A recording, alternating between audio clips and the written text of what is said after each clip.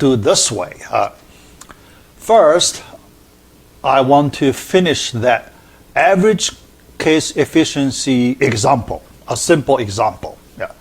But I may need to spend 15 to 20 minutes. After that, then let's do the review, explain quiz questions for quiz number 3. Yeah. Because that's our, higher priority. So other topics we can delay. Okay, other topics, yeah, we can delay even after the midterm. So it's not that urgent. Yeah. All right. Okay. Well, this we no. Yeah, because this we the content. So you just look at the module 4. If it's under the title module 4, then it won't appear in the midterm. Okay. Yeah. So midterm only cover first 3 modules, 1, 2, 3. Yeah. So nothing module 4. Module 4 after midterm. First, I need to give you homework assignment number 2. Cover module 4. Okay. Mainly cover module 4. Yeah. Yeah. Module 4 and the module 5. Because it takes some time to study module 5, so my homework assignment number 2 won't cover module 5. Yeah. So module 5, when you work on the homework assignment number 2, we learn module 5. Okay. Yeah. All right. So don't worry. Yeah. So it's not because we cannot hold, right? So the reason I have to talk about module 4 because when we do review, we cannot. Because after the midterm, we won't have much time. Yeah, so we have to keep going. Yeah. All right. Yeah. So let's look at the next topic. Yeah. All right. So the example n equals 3. So that's the C.3. Average case efficiency of binary search. But here we do not calculate the general case, yeah, because general case, too much math needed. Yeah. So here I only calculate a simple case, n equals 7. Yeah. N equals 7 because this number is special number equals 2 cubed minus 1. Yeah. And this tree, this binary tree, we will draw a binary tree for the binary search. So it corresponds to a complete binary tree. Yeah. All right. So let's do the analysis. Our data, it is a 7-element sorted array. Yeah. Ordered array. Yeah. 7 element. Yeah. So then let me draw a diagram. Yeah. The diagram, we will use a binary tree to represent different levels. Yeah. Each level corresponds to the same number of comparison. So we need to draw, multi-level structure. So it's a binary tree. Yeah. All right. Look at our first comparison, the median at location 4. Yeah. Location 4. Okay, yeah. So we make here we make a small assumption, yeah, because if the search key V is not in the given array, so then we need to assume probability. So then the discussion we need to, do a little more work. Yeah. So here, let's just make our situation as simple as possible. Yeah, so we do not consider that, that case. Yeah. All right. Yeah. So here, yeah, the general, because we need to use, that P. Yeah. So that more discussion needed. Yeah, so here, we don't go there. Okay. Yeah. So here, our first comparison, compare V and the median location 4. So we put the median at the root of the binary tree, root of the binary tree. So we start drawing our binary tree.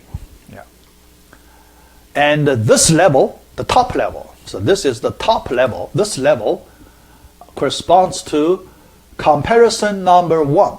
So the 1 I put here, it means 1 comparison. If a node appears in this level, that means if V equals that, the value of that node, we need that number of comparisons. Each level I put a number. Okay? All right, so the next level, going down, you have left subtree and a right subtree. For the left subtree, 2, location 2, element at location 2 is at the root of the left subtree. Okay? And element at the location 6, because after the median, you look at the left subarray, you look at the right subarray, right? And you can see the median. These two, median. So this level corresponds to 2 comparisons. All right. Then after that, we go down another level. So location 1, element at location 1 is at its left subtree, and the 3 at its right subtree, and so on. Okay? So 4 elements are at the bottom level. Level corresponding to comparison number 3. Okay? So comparison number 1, 2, 3. And this binary tree covers all the elements in the given array. Okay? And you can see it's a complete binary tree. All the levels are full. So what's the meaning of a complete binary tree? All the levels are full. Okay? If we have 6 elements, then we don't have the last one, then the bottom level is not full. The bottom level is not full. So we cannot call it a complete binary tree. So here we use a complete binary tree. The computation will be easier. All right. Now we are ready to calculate the average case efficiency. Average, we need to do the average on all 3 levels. Level 1, 2, 3, all 3 levels. All right. Each level, the number of nodes are different. Number of nodes are different. 1, 2, 4. This many nodes for these 3 levels. All right. Then the formula, the average number of comparisons, the formula. Okay. The denominator total, denominator total number of elements, 7. The numerator, 3 levels. The first one, 1 comparison. So here, the first number corresponds to the number of comparisons. Number of comparisons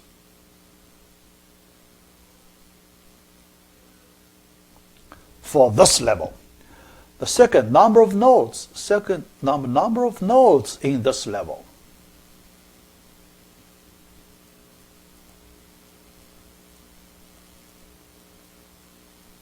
And so on. Okay? 2 times 2. 3 times 4. Let's use this as example. 3 times 4. 3, because each node in this level, we need to use 3 comparisons. And there are subtotal 4 nodes in this level. 4 nodes, yeah, so 3 times 4, yeah, and so on. Yeah. So if you have a larger binary tree, yeah, so in the homework assignment question, in HW2, I will give you a larger binary tree. Yeah. So you need to draw, you will have many levels. Yeah. So you need to, do the calculation, accumulating all the levels. Yeah. So similar to this. So the answer 17/7. 17/7. Yeah. So if I write it as a mixed form, integer 2 plus 3/7, right? Yeah. 3/7. The reason I write in this one, because the worst case, K max, worst case for this one is 3, right? Yeah, because these 4 nodes corresponds to the worst case. So what's K max? Okay, the worst case. Worst case 3, this is the average case. Okay, so this one, KAVG average case. 2 plus 3/7. You can see their difference is less than 1, right? Yeah. Remember in the previous slide, I give you the, even for the general case, it's 2. K max minus K AVG strictly less than 1. Even for the general case, 2. Okay? 2 for the general case.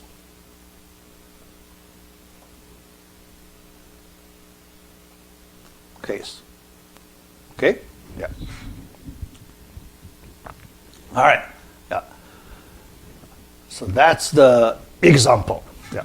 So this simple example. Yeah. So you try to, when you understand this example, so you try to see the general method to calculate the average case efficiency. Yeah.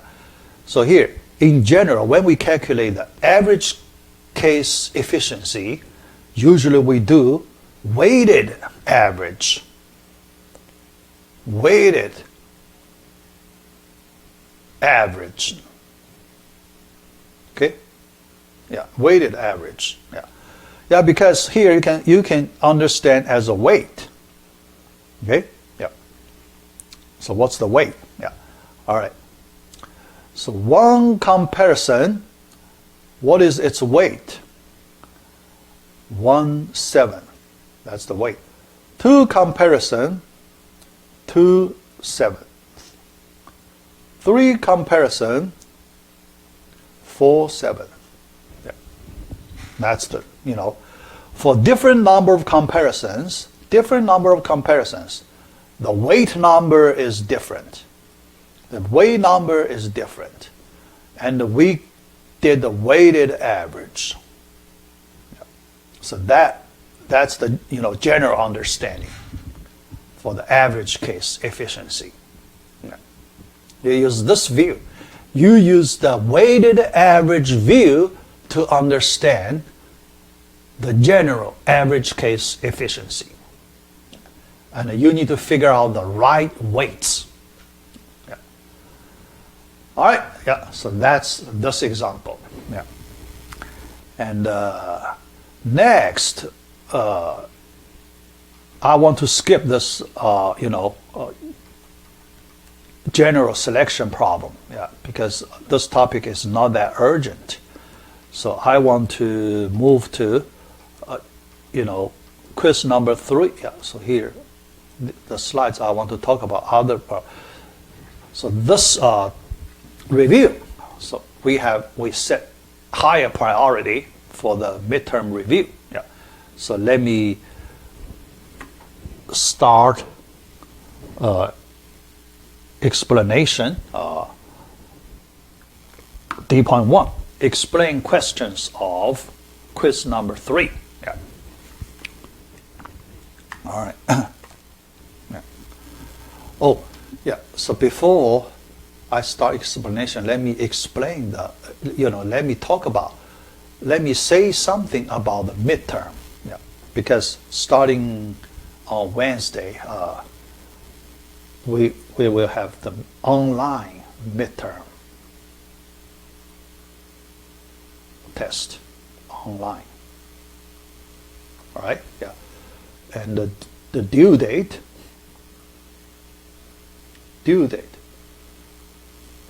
end of Sunday.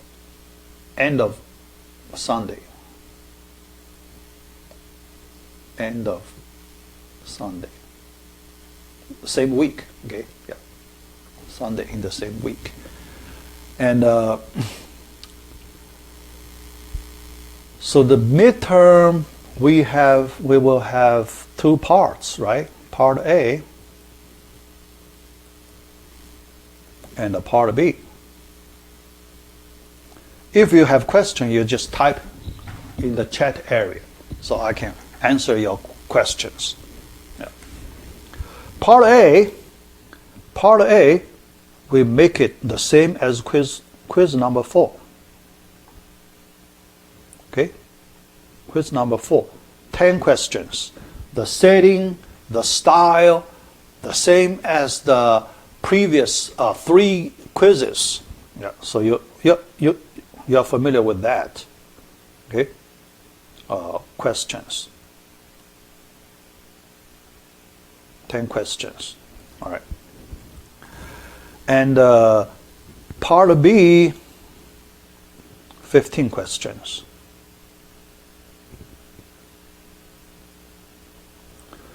15 questions,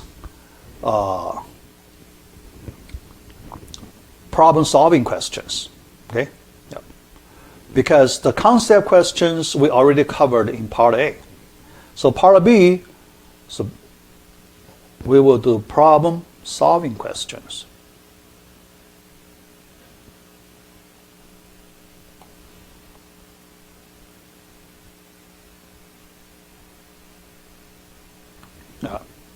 Similar to those in homework assignment number 1. Okay? Yeah. And all right. And so the Wednesday,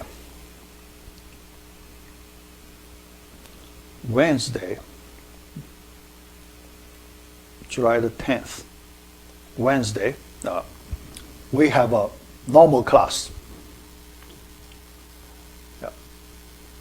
Oh, yeah. So I'll look at your question later. Okay. So Wednesday we have a normal class, and in this class we will do review session number 3. Review for midterm,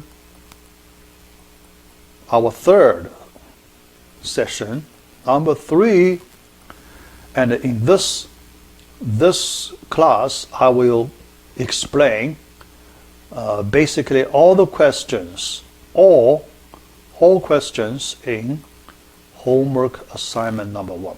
I will post the answers, but if I just post the answers, not enough. So I will explain the details in homework assignment. So that's the Chana's question, right?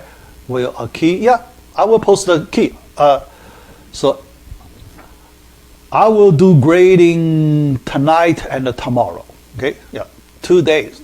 Today, Monday, Tuesday, and probably some Wednesday. But I will post the answer key file. Okay. Answer key solution, yeah, that document, yeah. The grades. When I do the grading using the Canvas, that assignment page, you will see your grade. Okay, so you will see your grade.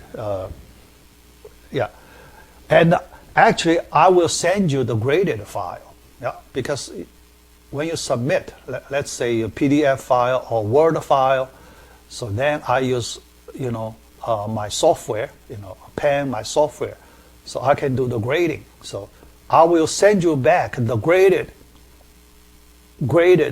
file, okay, a PDF file. I will send you back the PDF file, so you can see, comments, and the places that you missed. You compare it when you study. Compare it with our answer file, solution file. Yeah. All right. So right. Yeah. Exactly. Yeah. All right.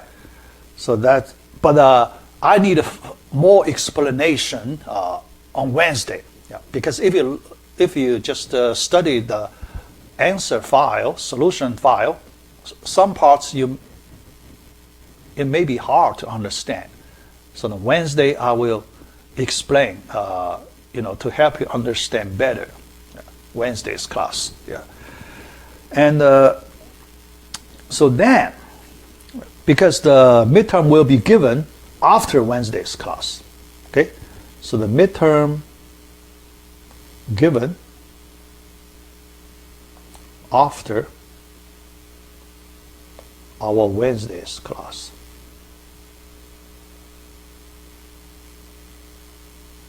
Okay, all right. And I will give you part A first. Okay, after Wednesday class, I will give you part A first. Okay, part A first. So you can see part A first. Because to make part B questions, it takes some time. Okay, so I need several hours to make part B questions. Yeah. So the part B questions, 15 questions, you will see Thursday morning.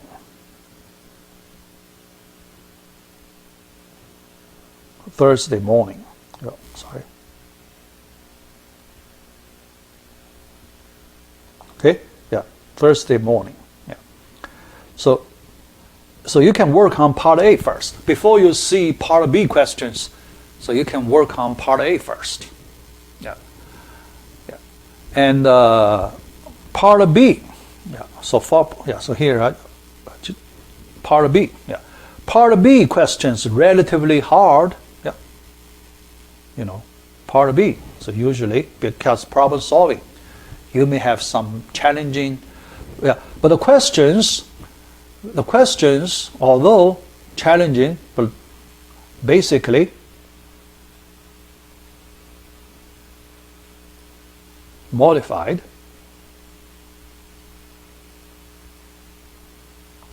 from those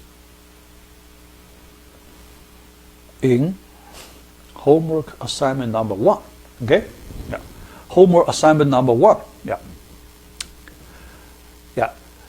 So in that way, when you work on these questions, it's better. First, you need to identify. You need to make connection. So each question, you can find the original question in homework assignment number 1. Okay? So try to make that connection. If you can make that connection, then you almost solve 1/2 of the problem. Yeah. So although I changed slightly, yeah, but at least you have some idea, right, from the original question. And you can look at the solution, yeah, but you need to make the modification. You need to make appropriate modification.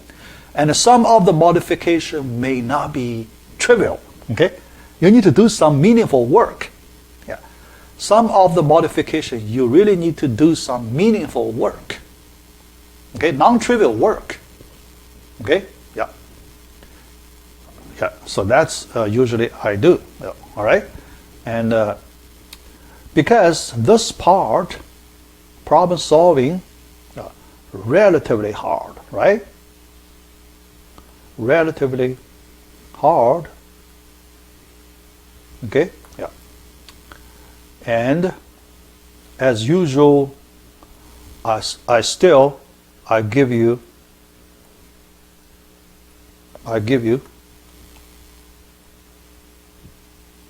1 day grace period. Part B, you have 1 day grace period. Okay?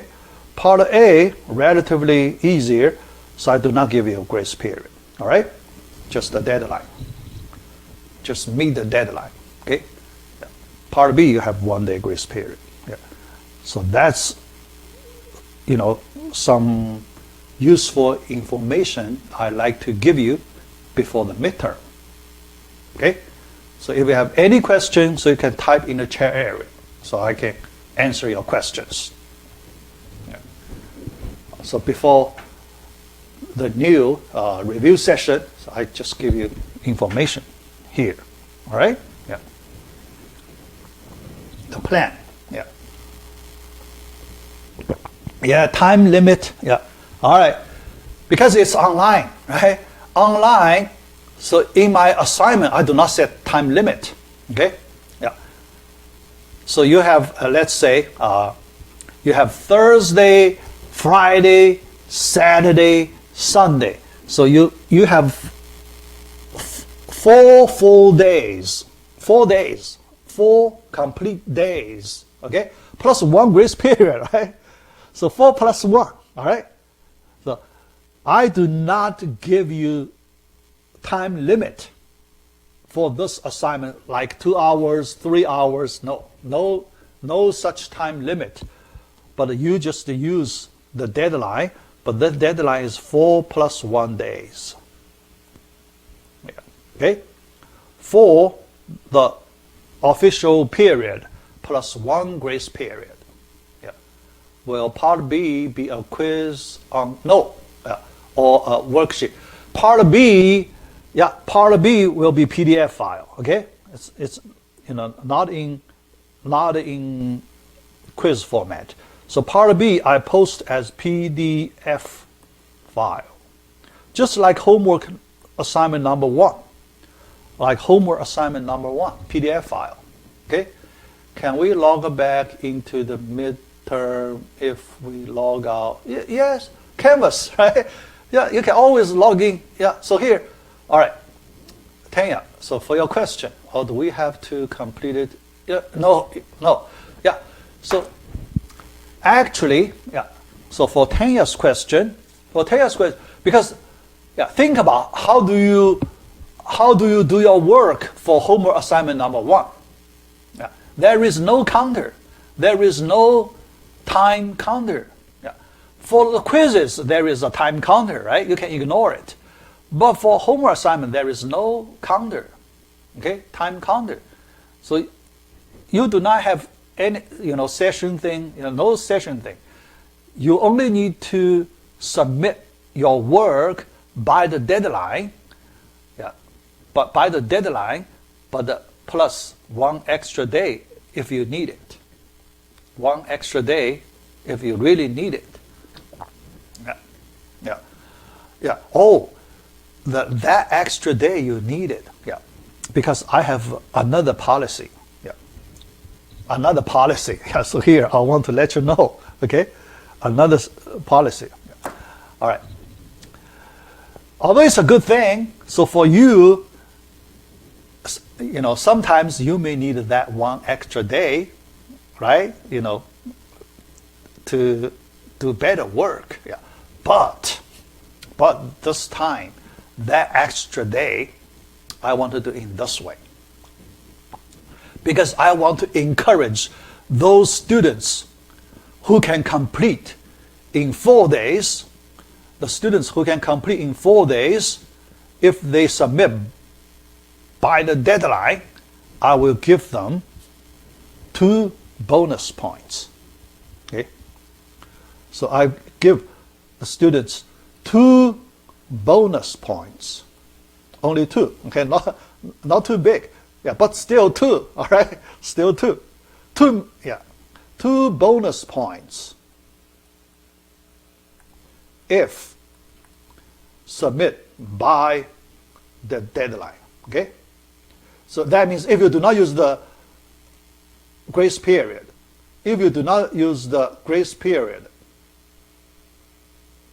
then you can get 2 bonus points. Okay, yeah. To be fair, right? So I try to,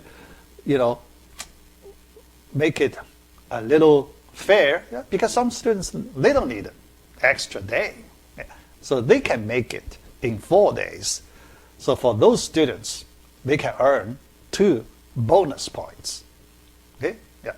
But for some students, because you feel that 1 extra day is very big for you, okay? Actually, you can get more than 2 points. Yeah. If you use 1 more day, you will improve your grade better than 2 points. Then it's worth it. So you just use 1 more day, it's worth it. Yeah. So you have the option. Okay? Yeah. All right. Yeah. So any other question? Yeah. So just let me know. Yeah. Then I move to quiz part, quiz number 3. Yeah.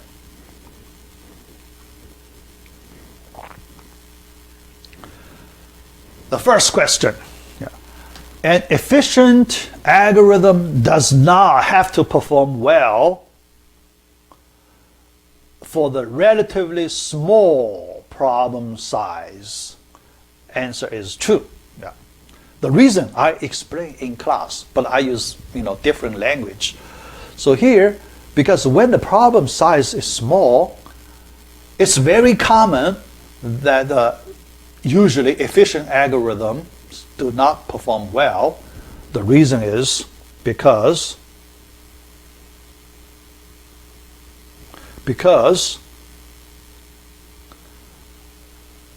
it needs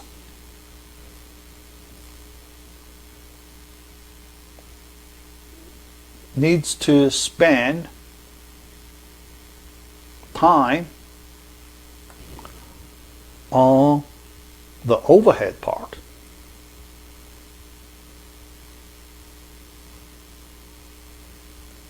Overhead part, we mean the preparation.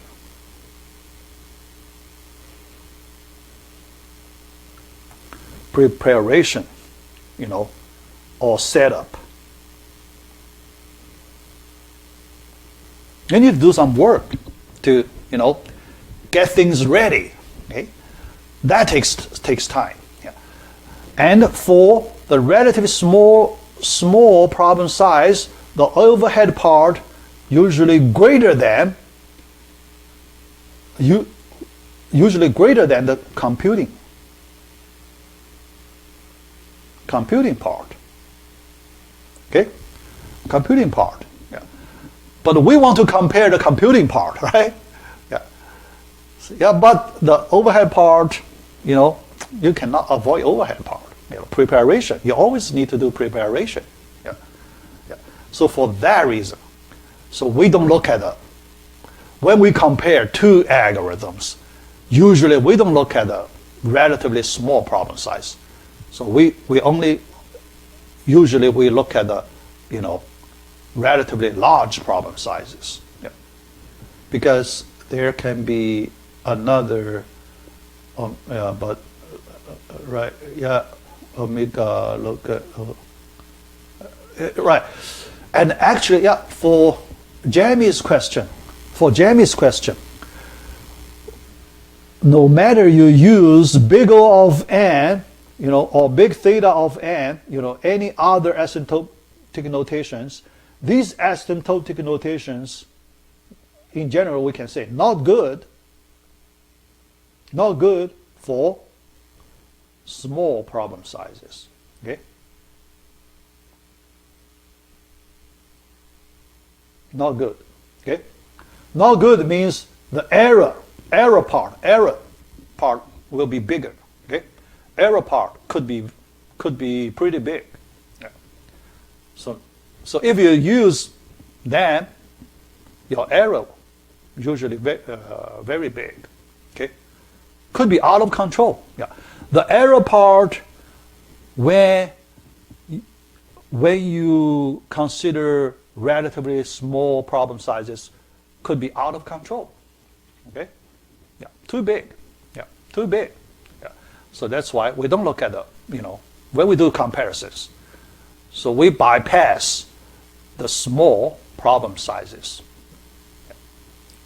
When we go to larger, the larger the better. The larger, more accurate. Okay, the larger the asymptotic notation work better. So when you use, these notations work better. Okay, estimate will be better. Yeah.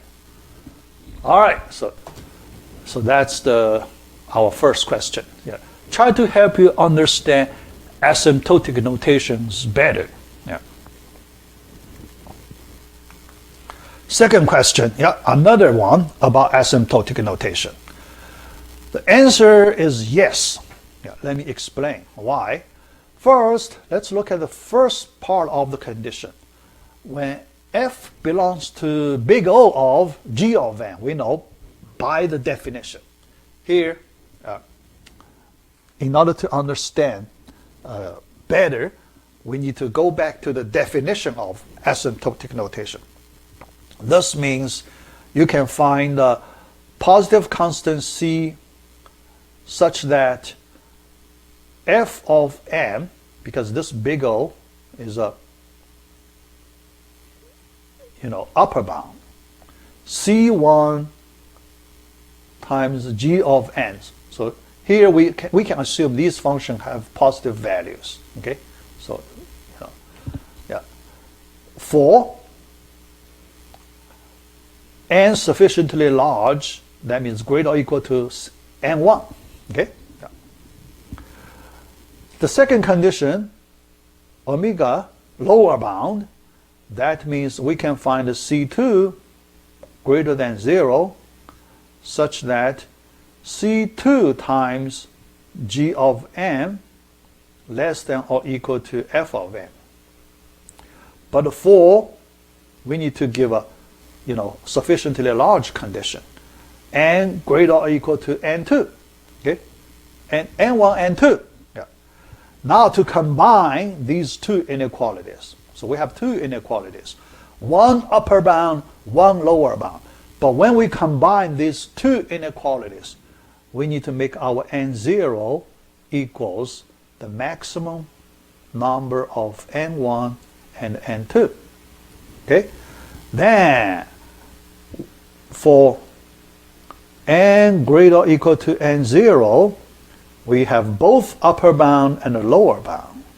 So that's c2 g of n less than or equal to f of n and less than or equal to c1 g of n. Okay? And this condition exactly matches the definition of f of n belongs to big theta of g of n. Matches that. Okay, so that's the the logical reasoning behind the why it is correct. Why we can say that. All right, so check your understanding of the definition of the asymptotic notations. These three asymptotic notations. All right. Next one, number 3. Which following operations, basic operation? So we have the concept, basic operations. So the most important. So the basic, because each algorithm, usually there are several operations. But you want to focus on the operation that contributes the most in the response time. That's the basic operation. So for the bubble sort, basic operation is comparison, not swap. Okay, not swap. Actually, I point this out in the notes. In the lecture. In the lecture, I talk about this question. Okay, I ask this question. Because, so here some students may miss that part. If you miss that part, so I want to point, you need to see for input, for the data input,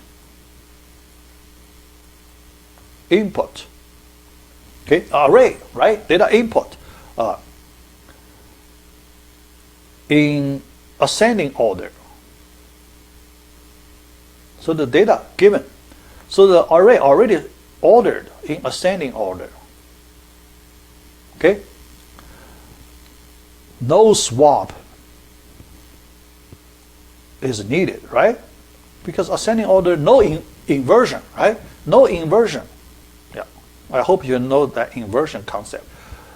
No swap is needed. But you still need the same number of comparisons.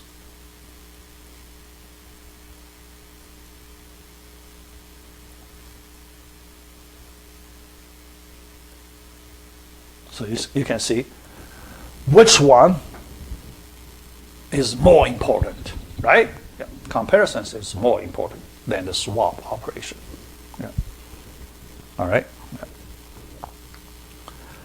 Number four, I also mentioned this in class, yeah, because when we say sufficiently large, it depends on the current problem. Okay, the current problem. For some of the problem, n equals 10 already sufficiently large, but for some of the problem, even n equals 1,000 still not sufficiently large. Okay, you need to select larger, vertical line. Remember our graph, the vertical line. After you pass that vertical line, there the inequality holds. Yeah. So that depends on, yeah. So for example here, yeah, for some students it's still hard to imagine. Yeah. So let me consider, n minus 1,000 cube belongs to big theta of n cube, right? Yeah. When you look at that, see, n equals 1,000, not sufficiently large, right? So you want n larger than that, okay? Yeah. You want a larger than that, okay? Another n plus 1 cube belongs to big theta of n cube, For n equals 10, already sufficiently large. Yeah. Already sufficiently large. Yeah. But, so if you, minus 1,000, so equals 1,000 still not sufficiently large. You need larger than that. Okay? Yeah. So that's the idea. Yeah. Number 5. Yeah. If we can solve a computing problem use both iterative and recursive methods, which one uses more? Yeah. In our discussion, recursive method uses more. Yeah, let me look at how much time do I have. Okay, see here, question number 5. So we have 14 minutes. Yeah, all right. So the recursive method, yeah, I mentioned in class the reason it uses more memory resource, more resource. Because it needs to use stack data structure to implement recursion implementation in the stack data structure. Okay, and this stack is inside main memory. Okay, yeah, inside main memory.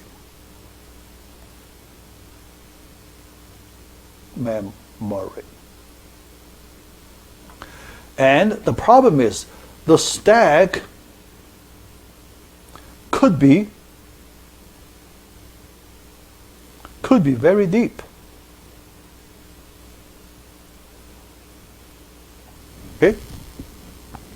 Could be very deep. If the stack is very deep, then your algorithm would use too much resource. Your algorithm would use too much resource. And it's possible your algorithm could run out of memory. Okay? The memory is not big enough to hold the deep stack. That could happen. That could happen. Okay? The memory is not large enough to hold your deep stack. That could happen. When that happens, there is a runtime error occur. Runtime error that would cause the termination of your program. So that runtime error is called stack overflow. So you heard of that, right? So stack overflow error. Because your stack is too big and your memory is not enough to hold that stack. So you get a stack overflow, then the whole program will terminate. Yep. That's a severe problem you need to consider. Okay? That's the potential problem of the recursive algorithms. All right? Yeah. So here, because I do not have much time, so I cannot talk too much about the stack overflow problem. Yeah. So later, if I can find some time, I will explain a little more about the stack overflow problem. All right. Number 6, when we calculate the greatest common divisor of two positive integers, two methods, yeah, prime factorization, Euclid. Yeah. Which method better? Euclid, clearly better. Prime factorization too slow. And I give you the idea. Okay, when you have integer with 1,000 digits, you may need months or years. Yeah, so it depends on how much computing resource you have. If you do not have too much resource, you may need years. If you have a lot of computing resource, like a Google, okay, that level, giant, IT giants, Google, Facebook, Microsoft, like those giants, then you may need months. Okay, if you do not have, so for ordinary people, even years, you cannot do the factorization. So that hard. Okay, all right. Number 7, does the greatest common no, because it does not exist. It cannot be defined. So this function value cannot be defined. So here, let me explain. Yeah, to see why it is not defined, it's very simple. Yeah. So we just use the definition of the GCD. Definition of the GCD, greatest common divisor, right? So let's consider the divisors of 0. Okay, we know 0 is a very special value, right? Yeah. So 0 divides any non-zero integer n equals 0, right? Yeah. So non-zero integer.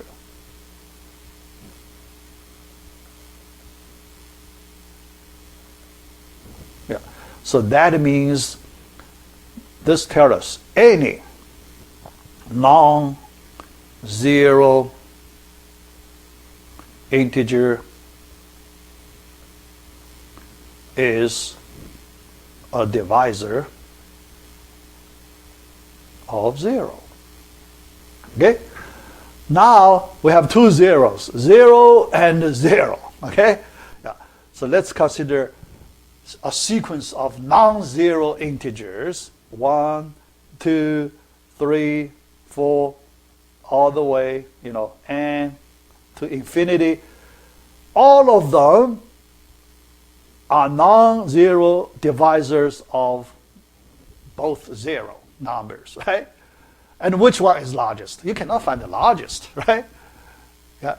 If 1 million, if you say 1 million is largest, then 1 billion is also a divisor of these two numbers, right? 1 trillion, and you can never find the largest common divisor. So that's the reason GCD of both zero cannot be defined. Yeah. Okay. You cannot say infinity. Yeah.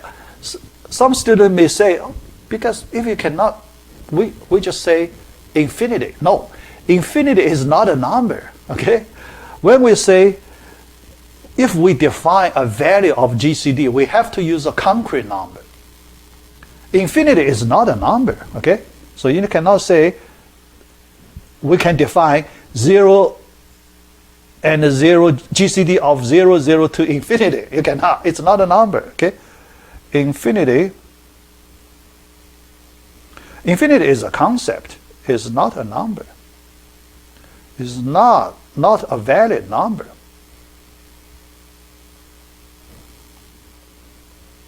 So you cannot use infinity to define a function value. Okay, it's not a number. Yeah. All right. Yeah. So that's this question. Yeah. So let me see how much time I have. Yeah, 6 minutes. All right. Number 8. Greatest. Yeah. So here you need to familiar with the, the process, how we derive the Euclid's algorithm, right? Greatest common divisor. Yeah. We use the division algorithm. Yeah. How do we do the size reduction? We use the division algorithm. Okay. In the notes, we spent quite some time talking about the division algorithm. Okay, yeah. Just to check if you are familiar with our notes. Yeah, simple question. Yeah. Number 9, you just find the answer of this algorithm. So we have that 1 plus floor function of log base 2 of n, right? Yeah, log base 2 of n. So this is the dominant term. Okay. Dominant term, and we can remove the floor function. You can use log base 2 of n as the growth function. Yeah. So here you use big O of big O upper bound. Yeah. So here we do not want to look at the lower bound. We just look at upper bound. So you use the big O notation here. Yeah. All right. So then the last question. Yeah. So this is a simple question. The answer is C. Answer is C because both A equals 3 and B also equal to 3. Yeah. Because it's a 3-element array. 3-element array, when you sort it, you need to do 3 comparisons, right? And here we look at the worst case. Yeah. We look at the worst case. Yeah. Both worst case. A and B both worst case. So 3. Yeah. Best case 2 comparisons. Okay. The best case 2 comparisons. But here we use the worst case numbers, 3 comparisons. Yeah. To find a median, then for 3-element array you also need 3 comparisons for the worst case. So you cannot use one fewer comparison. Yeah. But this is for 3-element array. For n greater than 3, so then we know we need a fewer number of comparisons to find the median. Then we sort the array. Yeah. The larger the array size, the fewer number of comparisons we need to find the median. Then we sort the array, the number of comparisons to sort the array. Yeah, but here the n equals 3, so it's a special case, special situation. Yeah. All right, so that.